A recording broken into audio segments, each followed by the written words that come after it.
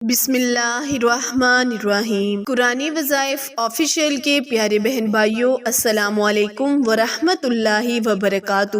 5 عورتوں کو نیند نہیں آتی۔ حضرت محمد مصطفیٰ صلی اللہ علیہ وآلہ وسلم نے فرمایا، ان 5 عورتوں کو رات کو نیند کیوں نہیں آتی؟ کیا آپ کو رات کو سوتے وقت اکثر کروٹیں بدلنی پڑتی ہیں؟ تو اس کی وجہ یہ بھی ہو سکتی ہے کہ آپ جلد موت کی شکل بھی نکل سکتی، اس کا نتیجہ جلد موت کی شکل میں بھی نکل سکتا ہے۔ یہ بات برطانیہ میں ہونے والی ایک طبی تحقیق میں سامنے آئی ہے۔ ایک یونیورسٹی کی تحقیق میں بتایا گیا کہ جن افراد کو رات کو نیند نہیں آتی یا آدھی رات کو جاگ جاتے ہیں، ان میں جلد موت کا خطرہ بہت زیادہ ہوتا ہے۔ اس تحقیق میں 5 لاکھ درمیانی عمر کے افراد کو شامل کیا گیا اور دریافت کیا گیا کہ نیند کے مسائل سے دوچار افراد بالخصوص ذیابیطس کی مریض ہیں۔ اس کے نتیجے میں کسی بھی وجہ سے موت کا خطرہ 87% تک بڑھایا جا سکتا ہے۔ یہ ہم پہلے سے ہی جانتے ہیں کہ نیند کی کمی اور خراب صحت کے درمیان مضبوط تعلق موجود ہے، مگر نئے نتائج چونکہ دینے والے ہیں۔ انہوں نے کہا کہ ڈاکٹروں کو نیند کے مسائل بہت سنجیدہ لینے چاہیے تاکہ ان میں خطرے کو کم کیا جا سکے۔ ان کا کہنا تھا کہ ذیابیطس سے ویسے ہی مختلف امراض سے موت کا خطرہ 67% تک بڑھا جاتا ہے، مگر ایسے مریضوں کو بے خوابی یا نیندی کے دیگر مسائل کا سامنا ہوا، ان کے لیے یہ خطرہ 87% سے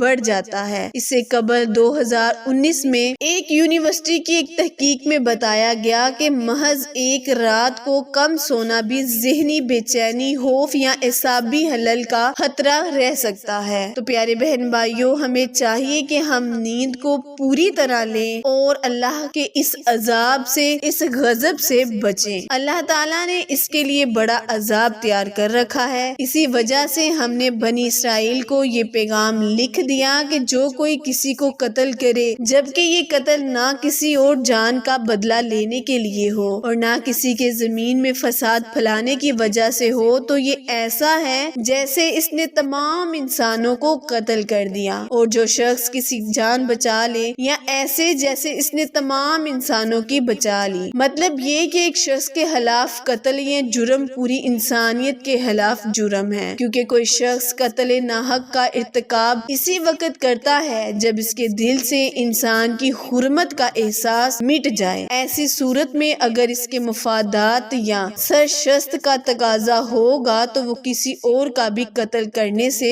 دریغ نہیں کرے گا، چاہے مرد ہو یا عورت۔ تمام انسانوں کو یہ سمجھنا چاہیے کہ یہ جرم ہے، ہم سب کے خلاف ہے۔ نمبر 2، جس کے پاس مال دولت ہو اور اس پر بھروسہ نہ ہو۔ اکثر عورتوں میں یہ بخیل پائی جاتی ہے، وہ یا تو ہر کسی پر بھروسہ کر لیتی ہیں اور بے وقوف بن جاتی ہیں، لیکن جب اسے کہیں پر بھروسہ کرنا پڑے تو وہاں بے وقوفی دکھاتے ہوئے، ناسمجھی دکھاتے ہوئے اس پر بھروسہ کر نقصان کو پہنچ جاتی ہیں۔ ایسی عورتوں کو رات کو نیند بالکل نہیں آتی، اس کے باوجود حضرات انسان سمجھنے کے لیے تیار ہی نہیں کہ دولت کے انبار پانے کے بعد صرف پیغمبر اور اولیاء ہی استقامت پر کھڑے نظر آئے۔ تیسری عورت وہ جو کسی پر جھوٹ الزام لگا دے۔ عورت جب بات کرنا شروع کرتی ہے تو وہ بہت زیادہ جذباتی ہو جاتی ہے، پھر اسے جھوٹ سچ کا بید کا خیال ہی نہیں رہتا، اور پھر یہی چیز اس کی رات کی نیند حرام کر دیتی ہے۔ حدیث شریف میں ہے کہ جھوٹے گواہ کے قدم ہٹنے بھی نہ پائیں گے کہ اللہ تعالیٰ اس کے لیے جہنم واجب کر دے گا۔ جس نے کسی مسلمان کو ذلیل کرنے کی غرض سے اس پر جھوٹا الزام لگایا تو اللہ تعالیٰ اسے جہنم میں پہنچا دے گا۔ 5ویں وہ عورت جو کہ